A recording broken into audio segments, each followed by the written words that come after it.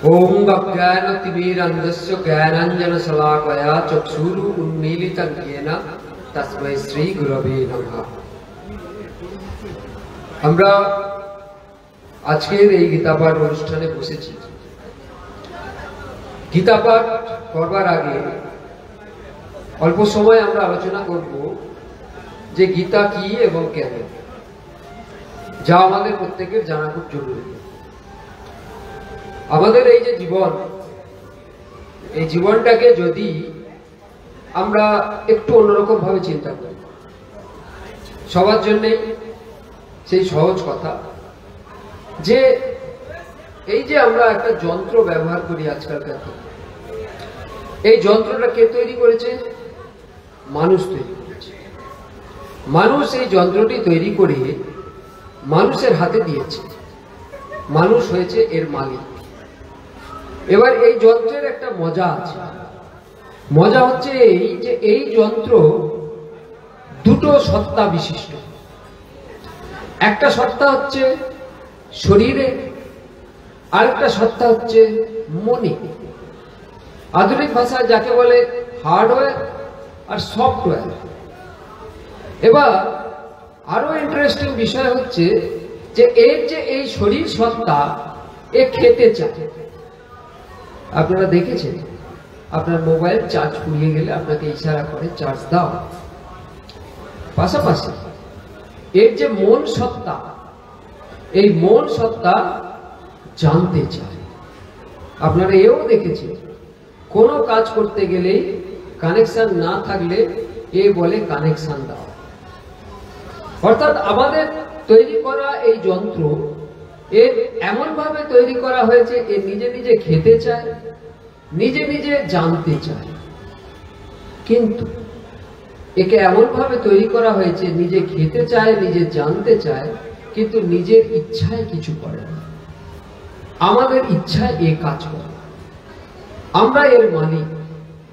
এখন যদি এমন হতো যে আপনি পয়সা দিয়ে ইলেকট্রিক পুড়িয়ে একে চার্জ দিলেন, পয়সা দিয়ে নেট কানেকশন দিলেন, কিন্তু আপনার ইচ্ছা মতো এ চলছে না। আপনি চালাতে চাইছেন হিন্দি গান, এ বাজছে বাংলা গান।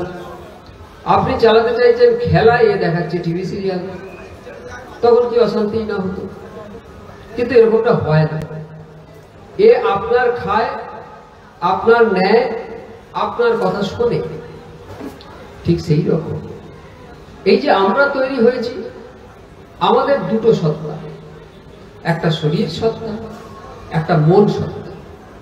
আর আমাদের এই যে দুটো সত্তা, এই দুই সত্তাই কিন্তু ঠিক এই রকম চায়। শরীর সত্তা খেতে চায়। আমরা সবাই জানি, বাচ্চা জন্মানোর সঙ্গে সঙ্গে হ্যাঁ করে কাঁদে, কি বলে? খেতে দাও। আর মন সত্তা সব সময় জানতে চায়।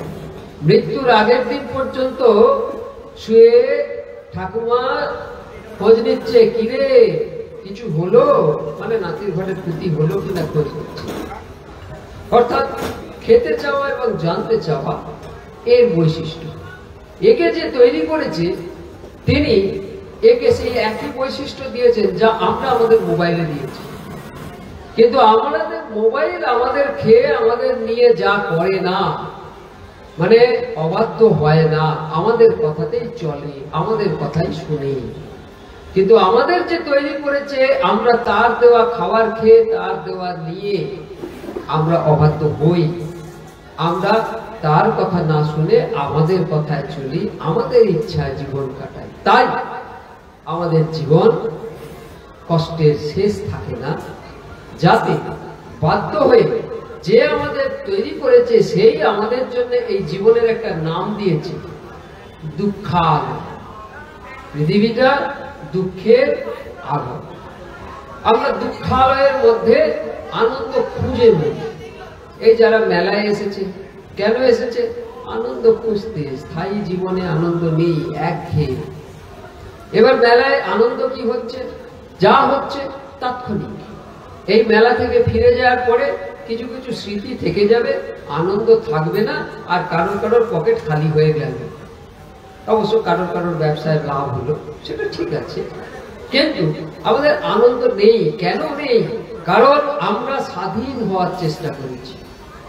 আমরা যেমন মোবাইলে চাই মোবাইলটা আমার ইচ্ছা মতো চলবে, তেমনি আমার মালিক যে চায় আমি তার ইচ্ছা মতো চলি, আমরা তার থেকে স্বাধীন হচ্ছি। তাই মালিক আমাদেরকে আবার ঠিকভাবে দুঃখের মধ্যে থেকে আনন্দে ফিরিয়ে আনবার একটা ব্যবস্থা করেছে। সেই ব্যবস্থা কিরকম? এই যে মালিক আমাদেরকে এই প্রকৃতি দিয়েছে, এই প্রকৃতি দেওয়ার সঙ্গে সঙ্গে এই প্রকৃতিকে ভোগ করে নির্দিষ্ট লক্ষ্যে পৌঁছে যাওয়ার একটা সুযোগ দিয়েছে। কি করে আমরা নির্দিষ্ট লক্ষ্যে পৌঁছবো? কিছুই নয়, দেখো জানো কি, ম্যানুয়াল। বাড়িতে একটা এয়ার কন্ডিশন মেশিন কিনলে আমরা সেই মেশিনের সঙ্গে সঙ্গে একটা ম্যানুয়াল বই পাবো, কি করে জিনিসটাকে ব্যবহার করতে হয়। সেই ম্যানুয়াল বইটা আমাদের পড়তে হয়, আর না পড়লে মাঝে মাঝে গন্ডগোল করে ভুল করে ফেলি, আমাদেরকে ডাকতে হয় যাকে, তাকে বলে সার্ভিসম্যান আরবান কোম্পানির লোক। ঠিক সেই রকম আমাদেরকে এই প্রকৃতিকে দিয়ে এই প্রকৃতিকে ব্যবহারের জন্য একটা ম্যানুয়াল আমাদের দেওয়া হয়েছে, যার নাম বেদ। এই বেদ ম্যানুয়াল না পড়ে আমরা যখন জীবন চালাই, মাঝে মাঝে সমস্যায় পড়ি, তখন আমাদের যাকে ডাকতে হয় তাকে বলে সার্ভিসম্যান, পুরোহিত। এই সার্ভিসম্যান বা পুরোহিত তিনি আমাদের কাছে আসেন, তিনি আমাদের সেবা দেন। কিন্তু তারপরেও ভুলভ্রান্তি হয়ে যায়। এই ভুলভ্রান্তি হয় কেন? না, আমরা ওই ম্যানুয়াল বই পড়ি। এখন যদি ওই এয়ার কন্ডিশন মেশিনের ম্যানুয়াল বইতে একটা ছোট্ট জায়গায় এমন কিছু লেখা থাকতো যে যেটা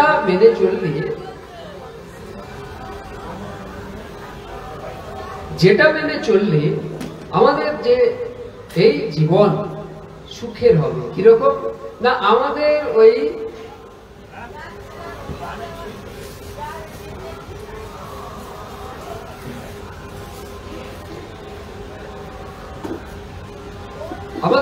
এয়ার কন্ডিশন মেশিন আর চালাতেই হবে না, যে জন্য মেশিনটা আনা সেই সমস্যা মিটে যায়। তাহলে এয়ার কন্ডিশন মেশিন তো বিক্রি হবে না।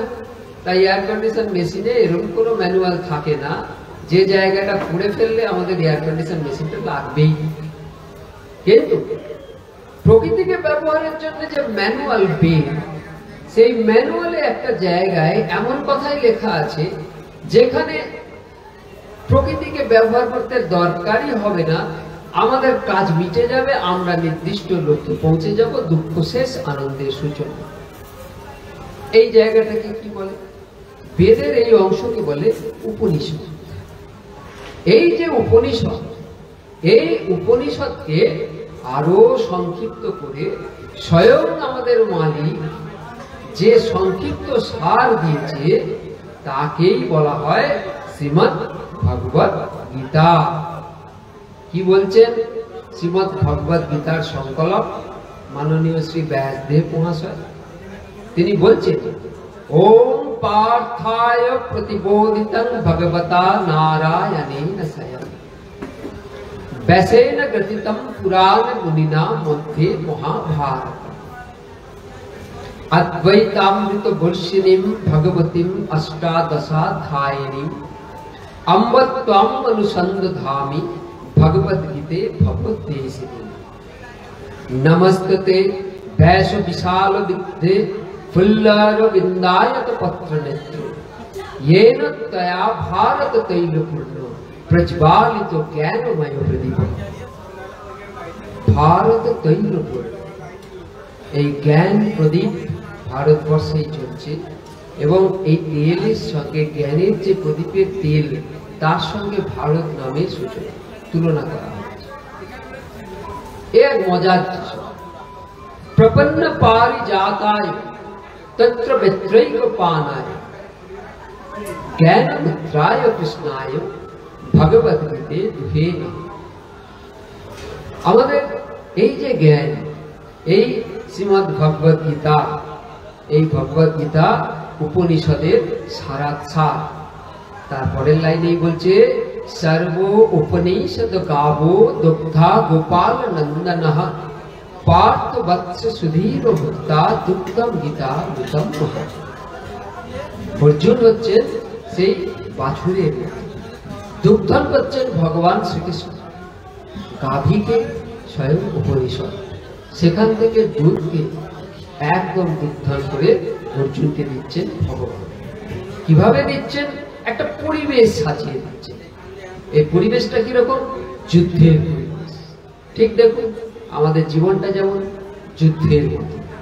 এই যুদ্ধ কিরকম না, আমার মধ্যেই একটা ভালো একটা খারাপ সবসময় কাজ করছে। ভালো আমাকে ভালো কাজ করতে দিচ্ছে না, আর খারাপ আমাকে খারাপ কাজে প্রবৃত্ত করছে। এই যে পরিস্থিতি, এর মধ্যে আমরা যুদ্ধ করছি। আমাদের ভেতরে রয়েছে সত্য, শিক্ষা, নিষ্ঠা, শৃঙ্খলা এবং শক্তি। এই সত্য, শিক্ষা, নিষ্ঠা, শৃঙ্খলা এবং শক্তি, এই পাঁচজনকে একসঙ্গে বলা যায় পঞ্চপাণ্ডব। আবার আমাদের মধ্যেই রয়েছে অহংকার, ঈর্ষা, মাৎসর্য ইত্যাদি 100 দোষ। এই 100 দোষকে বলা যায় স্বয়ং কৌরব। আর আমাদের মধ্যেই রয়েছে সেই বিচার ক্ষমতা, অন্তঃকরণ, যে আমাদের ইশারা করে যে এটা ঠিক নয়, ওটা ঠিক, এভাবে চলো। যার ইশারাটা আমরা শুনি না, তার ফলে বিপদে পড়ি। সেই অন্তঃকরণ স্বয়ং ভগবান শ্রীকৃষ্ণ। এই ভগবান শ্রীকৃষ্ণ মাঝখানে রেখে এক পাশে পঞ্চপাণ্ডব, এক পাশে কৌরব, শরীরী আকৃতি নিয়ে মহাভারতের যুদ্ধে মগ্ন। সেই যুদ্ধের শুরুতে অর্জুন হঠাৎ বলে বসলো যে আমাকে এই রথ নিয়ে দুই পক্ষের মাঝখানে নিয়ে চলুন, আমি দেখবো কারা কারা যুদ্ধে এসেছে। ভগবান জানেন যে তিনি কি বলবেন, সেই বলবার পরিবেশটা তো তৈরি করে দিতে হবে। কে করে দেবে? অর্জুন। তাই অর্জুন কথা বলা মাত্রই ভগবান রথ নিয়ে চলে গেলেন যুদ্ধক্ষেত্রের মাঝখানে। যুদ্ধক্ষেত্রের মাঝখানে গিয়ে অর্জুন যখন দেখলেন দুপক্ষের সৈন্য, তার মধ্যে সবাই তার আত্মীয়, সবাই তার গুরুজন, আর নয়তো একদম কনিষ্ঠ ভ্রাতা জামাতা। অর্জুনের মধ্যে একটা বিকার। এই গুরুদেব, এই পিতামহ, এই কুলগুরু, এরা সব আমার প্রণম্য, নমস্য, পূজনীয়। আবার আমার ভাই, জামাই, এরা সব আমার আপনজন, আত্মীয়। আমি এদের সঙ্গে যুদ্ধ করে রাজা হব।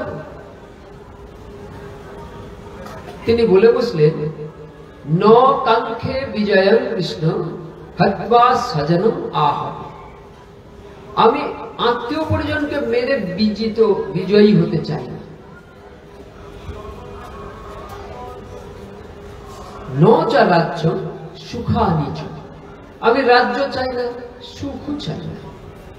বলে কাণ্ডীব রেখে বসে পড়লেন, আমি যুদ্ধ করতে পারব না।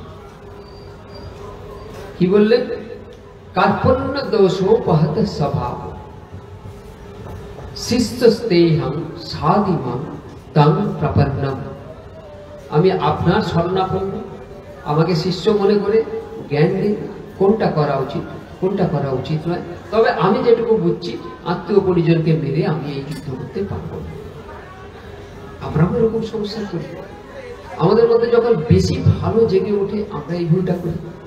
যেমন বেশি খারাপ জেগে ওঠে, তখন দুর্যোধন যেমন বিষের নাড়ু নিয়ে ভীমের মুখে তুলে দিয়েছিল, বেশি খারাপ জেগে উঠেছিল। আবার অর্জুনের বেশি ভালো জেগে উঠেছে, তাই সেই দুর্যোধন, সেই দুঃশাসন, যারা দ্রৌপদীর বস্ত্র হরণের চেষ্টা করেছে, তারা সামনে আছে, তারপরেও তিনি বলছেন আত্মীয়কে বধ করে আমি সিংহাসন চাই। তখন ভগবান শ্রীকৃষ্ণ মুখ খুললেন, শুরু হলো শ্রীমদ্ ভগবদ গীতা। কি বলছেন তিনি? যে এই দুঃসময় যুদ্ধের মধ্যে যখন সবাই তোমার ভরসায় যুদ্ধে এসেছে, ভালো করে ভাবুন, কৌরব পক্ষে 11 অক্ষয়িনী সৈন্য, যেখানে সেনাপতি পিতামহ ভীষ্ম পরশুরামের শিষ্য, যেখানে দ্রোণাচার্য আচার্যদেব, যেখানে কর্ণ, এইসব মহাবীর যেদিকে, সেদিকে আবার 4 অক্ষয়িনী বেশি, 11 অক্ষয়িনী সৈন্য। পাণ্ডব পক্ষে কিন্তু ভীম আর অর্জুন ছাড়া ভীষ্ম দ্রোণের সঙ্গে তুলনা করার মতো মহাবীর ছিল। সুতরাং পাণ্ডব পক্ষে এমনি 7 অক্ষয়িনী, মানে তাদের থেকে 4 কম। তারপরে মহাবীরের তালিকায় তাদেরটা লম্বা, এদিকটা ছোট। তাহলে পাণ্ডব পক্ষে 7 লক্ষণী সৈন্য যুদ্ধে এসছে কেন? কার ভরসায়? অর্জুন। সেই অর্জুন বলছে আত্মীয় স্বজনকে মেরে আমি যুদ্ধ করতে পারবো না। তাহলে যুদ্ধ আর হবে? ভগবান কৃষ্ণ বলছে কুতস্তা কস্মলবিদম বিষমে সমুপস্থিত। এই বিষম সময়ে তোমার কি হলো? নিজের পরিচয় ছোট করে ফেলবে, তোমাকে লোকে ক্রিপ বলবে, দুর্বল বলবে, আর তুমি সবাইকে ছোট করে দেবে। তোমাকে যুদ্ধ করতে হবে। কার জন্য যুদ্ধ করতে হবে? তুমি যে এত বড় বড় কথা বলছো, আসচ্চানন্য শৌচস্তম প্রজ্ঞাবাদাঞ্চ ভাষাসে, কিসে শোক করতে হবে আর কিসে শোক করবে না তা না জেনে জ্ঞানীদের মতো কথা বলতে শুরু করেছো। গতাসুন গতাসুন আসছে নানু সচন্দি পণ্ডিতা। পণ্ডিতকে এলো কে গেল এ নিয়ে চিন্তা করে না। কেন? খুব সহজ। আপনারা বাড়িতে আপনার বাড়ির অ্যালবামটা খুলবেন, বন্ধু বান্ধব এলে দেখবেন, অ্যালবাম খুলে আপনাকে দেখিয়ে দিতে হবে আপনার অন্নপ্রাশনের ছবি যেখানে আছে সেখানে ওই অন্নপ্রাশনটা কার হচ্ছে, আপনি বলবেন এটা আমার ছবি। আপনার বালক বেলার ছবি দেখিয়ে দেবেন, কিশোর বেলার ছবি বুঝিয়ে দেবেন, তারপর দেখাবেন এটা আমার ছবি। সে বলবে এটা দেখাতে হবে না, এটা আমি দেখতেই পাচ্ছি। আবার কিছুদিন পরে আপনার ছেলে যখন আপনার ছবি দেখাবে, সেই ছবিটা কি হবে সেটা আবার বন্ধুরা এখন বুঝতে পারছে। অর্থাৎ আপনি একজনই, কিন্তু প্রত্যেক মুহূর্তে আপনি বদলে যাচ্ছেন। কি বলছে? দেহিনস্মিন যথা দেহে কৌমারং যৌবনং জরা তথা দেহান্তর প্রাপ্তি ধীরস্তত্র না মুহ্যতে। যে জ্ঞানী সে বোঝে। কি বোঝে? না এই যে দেহি শরীর, এই দেহি শরীরটা হচ্ছে একটা ঢাকা, খোলস। ভেতরে যে আছে সে আছে, সে একটু একটু একটু করে পরিবর্তন হচ্ছে। না, তার কোনো পরিবর্তন নেই, খোলসের পরিবর্তন হচ্ছে। আপনি বলছেন এটা আমি, অর্থাৎ আপনি জানেন ওটা আপনি। আবার আপনার যে ছবিটা তৈরি হবে ভবিষ্যতে সেটাও আপনার কোনো পরিবর্তন নেই। কিসের পরিবর্তন হচ্ছে? শরীরে। শরীর বদলাচ্ছে, অর্থাৎ পোশাকটা বদলে যাচ্ছে। কে জানে? জ্ঞানী জানে। যে বোকা সে কান্নাকাটি করবে, জ্ঞানী কান্নাকাটি করবে। জ্ঞানী জানে, জ্ঞানীর কোনো আফসোস নেই, আনন্দও নেই। মাত্রা স্পর্শস্ত কৌন্তেয় শীতস্ন সুখ দুঃখদা আগমা পাইনো নিত্যম স্তাং স্থিতি সতি ভারত। শীত এলো, দুঃখ এলো, গরম এলো, আনন্দ হলো, কোনটাতেই কিছু এসে যেতে। তাই তুমি সেরকম হও, জ্ঞানী। জ্ঞানী হলে ওগুলো কিছু এসে যাবে না, কারণ ওগুলো সব হচ্ছে শরীর মন, অর্থাৎ সব খোলস। আসল যে তুমি, সেখানে কোথাও কোনো অসুবিধা নেই, কোনো পরিবর্তন নেই। না জায়তে নিহতে বা কদাচিৎ নায়ম ভূত্বা ভবিতা বা নভূয় অজো নিত্য শাশ্বত হ্যায় পুরাণ না হন্যতে হন্যমান শরীর। এর মৃত্যু নেই, এর পরিবর্তন নেই, অজো নিত্য সদা শাশ্বত। এই পোশাকের মতো ভেতরে সে ঠিক বসে রয়েছে, পোশাক বদলাতেই থাকে। বাসাংসি জীর্ণানি যথা নিভয়ায় নবানি। এই যে পরিবর্তন, এই পরিবর্তনটাকে অন্যভাবে কি বলছেন? অব্যক্তাদীনি ভূতানি ব্যক্ত মধ্যানি ভারত অব্যক্ত নিধনন্নৈব তত্র কা পরিদেবনা। তোমার পরিবর্তন নিয়ে চিন্তা কিসের? আপনারা ইলেকট্রিক্যাল মিটার রিডিং দেখেছেন? আগে যেটা ছিল, এখন তো ইলেকট্রনিক্স মিটার হয়ে গেছে। একটা ঘুরতো না, ঘুরতো, দেখবেন একটা লাল দাগ ছিল। লাল দাগটা ঠিক নির্দিষ্ট সময় অন্তর ঘুরে আবার আসছে, একবার ঘুরলে একবার 1 ইউনিট হলো। ওই লাল দাগটা হচ্ছে ব্যাকটো, দেখা যাচ্ছে, বাদ বাকিটা অফ। ও ঘুরে কিন্তু আবার সামনে আসবে, আবার সামনে আসবে, আবার সামনে আসবে। অর্থাৎ ওর কোনো পরিবর্তন নেই, পুরো বিষয়টারই কোনো পরিবর্তন নেই। আমরা ভাবছি পরিবর্তন হচ্ছে। ভগবান এইভাবে অর্জুনকে বোঝাবার চেষ্টা করছে। এই জ্ঞান যখন হয়ে যাবে তখন এই জ্ঞান থেকে আমরা কি শিখব? আমরা শিখব যে কি করে কর্ম করতে হয়। সে কি কর্ম করতে কি আমরা জানি না? না, কর্ম করতে আমরা জানি না। তাহলে আমরা যেগুলো করি ওগুলো আমরা নিজের জন্য করি, আর নিজের জন্য যাই করি সব ভুল করি। তাহলে কি কর্ম করব? তার জন্য তার কর্মের সঙ্গে আমার কর্মকে যুক্ত করতে হবে, তাকেই বলা হবে কর্মযোগ। আমি তার কর্ম কি যদি না জানি তাহলে তার কর্মের সঙ্গে আমার কর্ম যুক্ত হবে না, কর্মযোগ হবে। কর্মযোগ হলে তখন আমার চোখ খুললেও খুলতে পারে, তাকে বলা হবে জ্ঞান যোগ। জ্ঞান যোগ হলে তাকে আমি চিনব, কিন্তু তার কাছে পৌঁছতে পারবো। কি করে পৌঁছবো? না, জ্ঞান এবং কর্মকে যুক্ত করে তার দিকে চলতে শুরু করলে তবে তার কাছে পৌঁছবে। এটাকে কি বলে? মুক্তি যোগ। এই তিনটাকে যুক্ত করতে পারলে তখন তার কাছে পৌঁছে সমস্ত আনন্দের স্বাদ পাওয়া যাবে, যে জন্য আমাদের জন্য। কি করে হবে? খুব সহজ। কবে হবে? এখানেই হবে। আপনারা যদি উপনিষদ পড়েন সেখানে ছোট্ট করে লেখা আছে, ইহ চেত আবেদিত সত্য মস্তি ন চেত ইহ বেদিত মহতি বিনষ্টি। এখানেই সেই সত্য আছে, তাকে জানো। তাকে জানলেই তোমার সমস্ত সমস্যার সমাধান হবে। আর না যদি জানতে পারো, এইখানেই সর্বনাশ। কিরকম সর্বনাশ? আমরা বইতে পড়েছি ছোটবেলায়, নরক বাস। নরক কোথায়? আলাদা কোনো জায়গায়? বড় বড় যে রেস্টুরেন্ট গুলো আছে অথবা মাংসের দোকান, একবার গিয়ে দাঁড়িয়ে থাকবেন, মাংস কেনার ব্যাগ নিয়ে নেয়, কিভাবে সেই পশুটাকে মারা হয় জানবার চোখ নিয়ে দাঁড়াবেন, তার মৃত্যুটা দেখবেন। আপনার পৃথিবীতে, যে পৃথিবীতে আপনি রেস্টুরেন্টে বসে স্বাদিষ্ট মাংস খাচ্ছেন, সেই পৃথিবীতে ওই প্রাণীটাকে অত্যন্ত নিষ্ঠুরভাবে মারা হচ্ছে।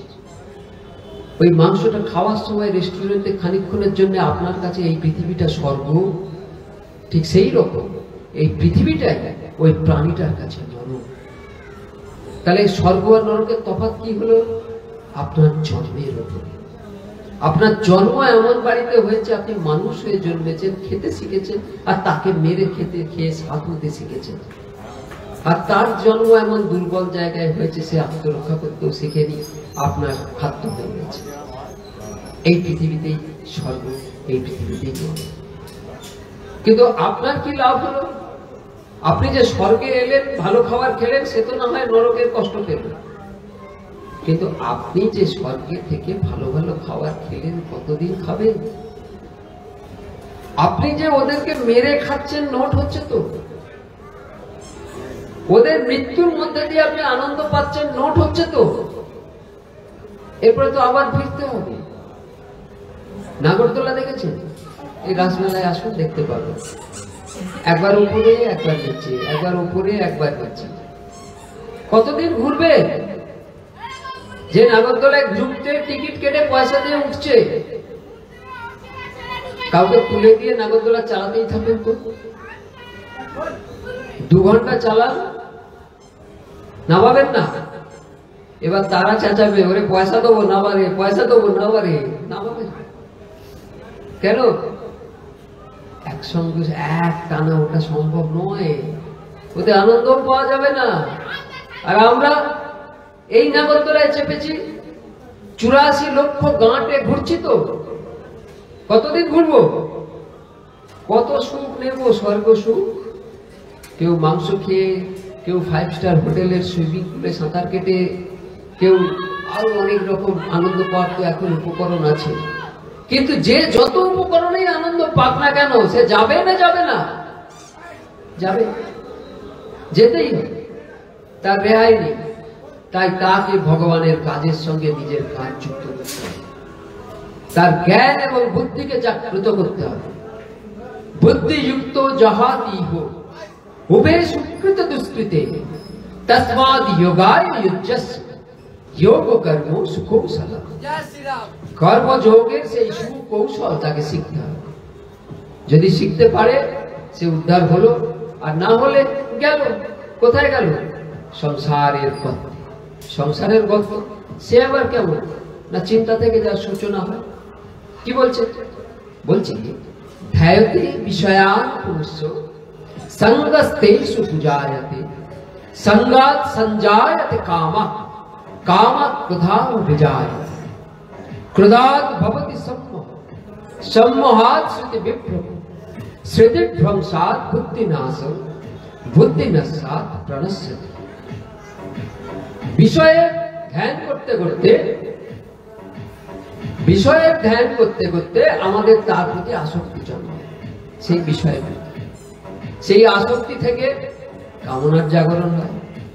কামনার পূর্তি হলে লোভ হয়, আর কামনা বাধা পেলে ক্রোধ। সর্বনাশ। এই ক্রোধ বা লোভ কোনোটাই আমাকে আনন্দ দেবে না, স্বস্তি দেবে না, স্থিতি দেবে না, আমাকে টানবে কোন দিকে? খাদে টেনে নামাবে। বুদ্ধি নাশ হবে, বুদ্ধি নাশ থেকে প্রাণ নাশ হবে। হতেই কোথাও রেহাই নেই। তাহলে কি করে উদ্ধার পাওয়া যাবে? খুব সহজ। আমাদের জীবনের চিন্তা চলনাকে বন্ধ করতে হবে, পরিবর্তন করতে হবে। Way of thinking and way of handling পরিবর্তন করতে হবে। কি বলছে? आपूर्यमान अचल प्रतिष्ठन समुद्रयाप प्रविशन्ति यत्र तद्दत् कामा स प्रविशन्ति सत्ते स शान्ति अप्नोति न काम काम। চঞ্চল ছটপটে নদী যেমন পাহাড় থেকে লাফিয়ে ঝর্ণা তৈরি করে ঝাঁপিয়ে দৌড়ে আস্তে আস্তে আস্তে আস্তে সমুদ্রে এসে পড়ে, সমুদ্র তাকে শান্ত করে দেয়। নদী সমুদ্রে স্পর্শ পেলে আর ছটফট করে না। তেমনি নদীর মতো জ্ঞান সমুদ্রে যখন আমাদের মোহ চাওয়াগুলো এসে পড়ে যায়, জ্ঞান সমুদ্রে সে শান্ত হয়ে যায়। তাই আমাদের জ্ঞানী হতে হবে। এইভাবে শ্রীমদ্ ভগবত গীতার ২য় অধ্যায়ের শেষে ৩য় অধ্যায়ের সূচনায় যখন ভগবান বলছেন তুমি কর্ম করো, আবার বলছেন জ্ঞানী হয়ে যাও, তখন অর্জুন জিজ্ঞেস করছেন জৈসি চৈত কর্ম নস্তে মতা বুদ্ধি জনার্দন তৎ কিং কর্মণি ঘোরে মাম নিয়োজয়সি কেশব बैलिश्चनेव वाक्येन बुद्धिं मोहयसीव मे तद एकं वद निश्चित्तो येन श्रेययाहम अपनुयामि। আপনি একবার বলছেন কর্ম করো, একবার বলছেন জ্ঞান অর্জন করো, একবার বলছেন কোন পথে যাব, কোনটা সঠিক আমাকে ঠিক করে বলুন। দ্রোগন দ্রোগন কথা আমার মাথা গুলিয়ে যাচ্ছে। তখন ভগবান বলছেন লোকেস্মিন দ্বিবিধা নিষ্ঠা পুরা কর্তা ময়া জ্ঞান যোগে সংকনম কর্ম যোগে যোগী। আমি তো তোমাকে আগেই বলেছি সফল হওয়ার পথ আছে। মানুষ দুরকম ভাবে পথ চলে, কিন্তু তোমাকে জেনে রাখতে হবে কর্মযোগের মধ্যে দিয়েই তোমাকে পৌঁছতে হবে। কিন্তু জ্ঞান ছাড়া কর্মটা সঠিকভাবে করবে কি করে? নহি কশ্চিৎ ক্ষণমপি জাতু তিষ্ঠত্য কর্মকৃত কার্যতে ইয়পসৎ কর্ম সর্বত প্রকৃতির জৈবনৈ। কোন মুহূর্ত কর্ম না করে তুমি স্থির থাকতে পারবে না। কর্ম তো তোমাকে করতে হবে, কিন্তু ধরুন এখানে একটা আওয়াজ হয়, আমাদের কানে আসবে, চারদিকে একটা গন্ডগোল হচ্ছে, চোখের সামনে কেউ এসে দাঁড়িয়ে পড়লো, আমাদের চোখ যাবে। চোখ কান ইন্দ্রিয় স্বাভাবিক ছন্দে কর্ম করবে, কিন্তু জ্ঞানী কি করবে? কোন একটা দৃশ্য যেটা দেখা উচিত নয়, চোখ দেখতে পেতে পারে, কিন্তু জ্ঞানী ঠিক করবে ওটা দেখবো না দেখবো না। আবার কোন একটা দৃশ্য যেটা দেখা জানা আমাদের উচিত, জ্ঞানী ঠিক করবে দেখবো না দেখবো না। জ্ঞানী কোনটা করবে কোনটা করবে না সেটা রাস্তা দেখায়। কর্ম করব তাই জ্ঞান নিয়ে করব। কোন কর্ম করব, কাকে দেখে কর্ম করব? না ইয়ৎ যদা চরতি শ্রেষ্ঠত্ব দেবতর জনঃ সায়ৎ প্রমাণং কুরুতে লোকস্তদনুবর্ততে। যখন যখন শ্রেষ্ঠ ব্যক্তিরা যেরকম কর্ম করেন, শ্রেষ্ঠ ব্যক্তিরা যেরকম উদাহরণ আমাদের সামনে রাখেন, আমাদের সেরকম কর্তব্য কর্ম করতে হবে, তাদেরকে দেখে অনুসরণ করতে হবে, তবে কি আমাদের কর্মটা সঠিক। শ্রেষ্ঠ ব্যক্তি কি কর্ম করছেন? ভগবান স্বয়ং নিজের কথা বলছেন, ন মে পার্থাস্তি কর্তব্যং ত্রিষু লোকেষু কিঞ্চন ন মে ব্যক্তমা বক্তব্যং পার্থ এব চ কর্ম। দেখো পার্থ, আমাকে দেখো, আমার কোনো কর্ম নেই, আমার কোনো কর্তব্য নেই, আমার কোনো দায়িত্ব নেই, তবু দেখো আমি তো কর্ম করছি, আমি তোমার জন্য এত বকছি। অর্থাৎ অর্থাৎ কর্ম করতে হবে সমাজের জন্য, সৃষ্টির জন্য, সবাইকে উদ্ধারের জন্য। এর অর্থ কি? এর অর্থ খুব সহজ। একদম প্রথমেই যে গল্পটা বলেছিলাম, মোবাইলের গল্প, যে খেতে চায় আবার নিতে চায়, আবার আমরা আমাদেরও শরীর খেতে চায়, মন জানতে চায়, অর্থাৎ একদম এক। মোবাইলের মালিক চায় মোবাইল তার ইচ্ছায় কাজ করবে। তাই যখন আজকাল এআই বেরিয়েছে, সবার মাথা চিন্তা হয়ে গেছে, এআই যদি আমাদের ইচ্ছায় কাজ না করে। এআই মানে আর্টিফিশিয়াল ইন্টেলিজেন্স। আরে বাবা, এআই কে নিয়ন্ত্রণ করবে কে? এনআই। এনআই মানে ন্যাচারাল ইন্টেলিজেন্স। এনআই যদি সঠিক নির্দিষ্ট পথের লক্ষ্যে চলে, এআই কে সে নিয়ন্ত্রণ করতে পারবে। কিন্তু এনআই যদি নির্দিষ্ট না হয়, নিজে ভুল পথে চলে, এআই ভুল পথে যাবে। এবার দেখা যাক এনআই কি করছে। এনআই ভুল পথে যাচ্ছে। কেন না? এআই মোবাইল যেমন এরা এআই হওয়ার পরে তার মালিকের ইশারার বাইরে কাজ করতে শুরু করছে, তেমনি আমরা এনআই নিয়ে আমাদের মালিকের ইশারার বাইরে তো কাজ করছি অনেকদিন ধরে। মালিক কি চায় তার কাজটা আমরা করি। আমরা করছি না? করছি না। তার কাজ কি? তার কাজ কি? আমরা যারা ঈশ্বরে বিশ্বাস করি তারা জানি তার কাজ কি।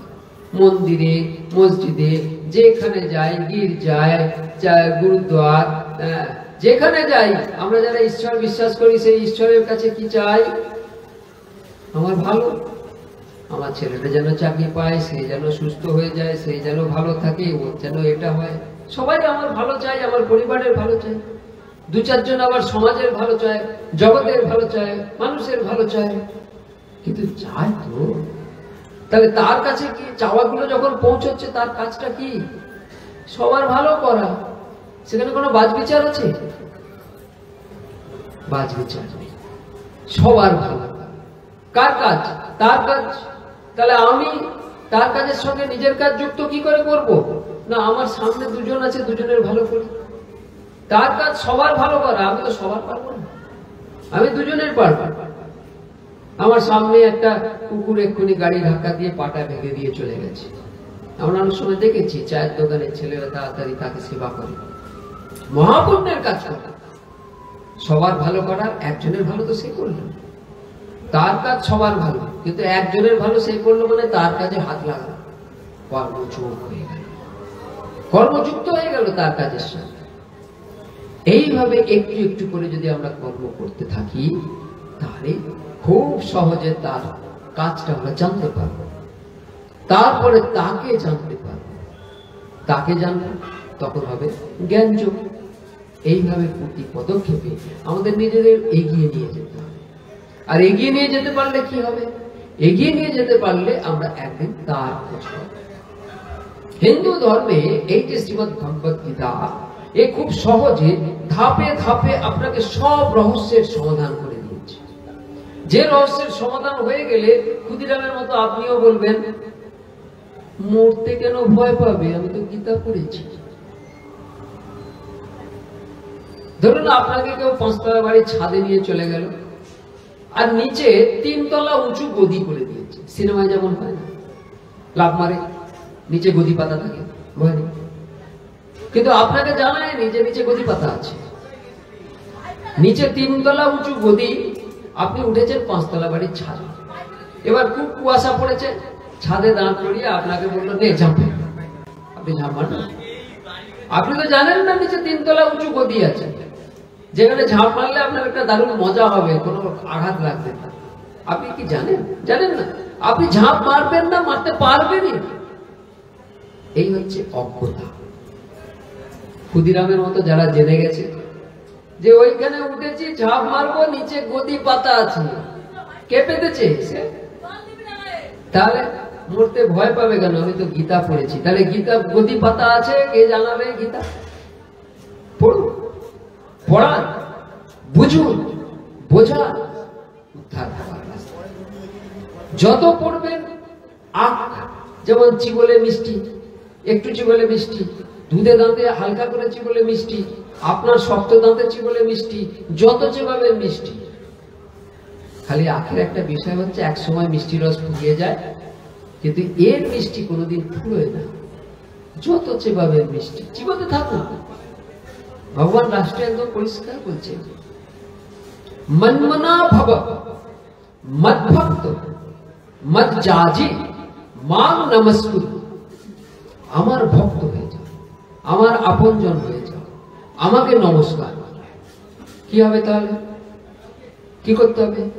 সর্বধর্মান পরিত্যজ্য মামেকং শরণং ব্রজ অহং ত্বাং সর্বপাপেভ্যো মোক্ষয়িষ্যামি মা শুচি।